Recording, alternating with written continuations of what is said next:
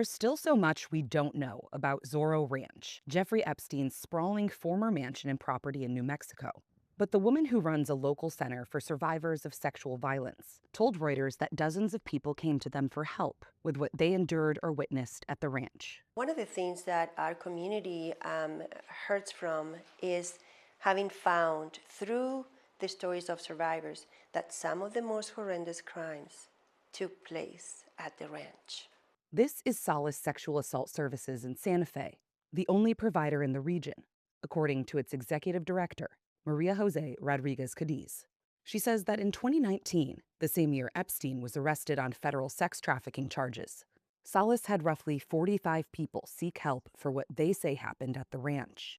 Some were firsthand survivors or witnesses, while others were trying to help a loved one who they say endured abuse. Rodriguez Cadiz says Epstein's alleged sex trafficking of minors in New Mexico could have parallels to his activities at his New York and Palm Beach residences, where he and associates are accused of recruiting local teenage girls. She also says none of the women who came forward to her center in 2019 filed police reports through Solace. This is one of the crimes that is least investigated. This is one of the crimes that survivors of it have the most challenges to go forward with because survivors may not have hard evidence.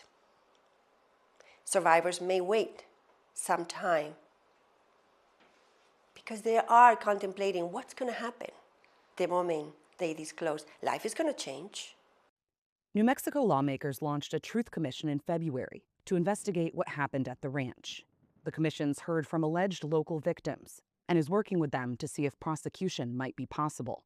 Reuters confirmed at least one survivor from New Mexico reported she was abused at the ranch after meeting Epstein and his associate Ghislaine Maxwell through a local massage therapist shortly after she graduated massage school. Others said they were brought to the ranch from out of state, including Virginia Giuffre, an outspoken survivor of Epstein's abuse, who took her own life last April. Giuffre's siblings, Sky and Daniel, and their respective wives, Amanda Roberts and Lynette Wilson, all saw the ranch for the first time at a rally for survivors in March. It's Epstein Island 2.0. I just think that it was the good old boys club. You know, I think they were untouchable. And just seeing how remote it was, and we had our daughter with us, and she's 17. And I looked at her and I said, this is what age Virginia was when she was here. I think it put it into like a very real space for me to really understand like what could a little girl be thinking when they're brought there. How do you even process that at that age? And then the vastness, how remote it was, looking around, knowing that no one is escaping from there. There's no way to get out. There's no way to get help. What do you do?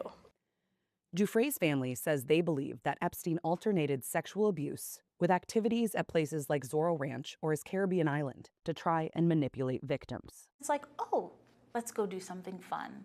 Oh, there's a spa here, or let's jump on an ATV. Let's go ride horses. And it's how they purposefully layer that, the trauma, with something fun or a beautiful place to confuse the victim as to like what really happened to them or to not question what happened to them.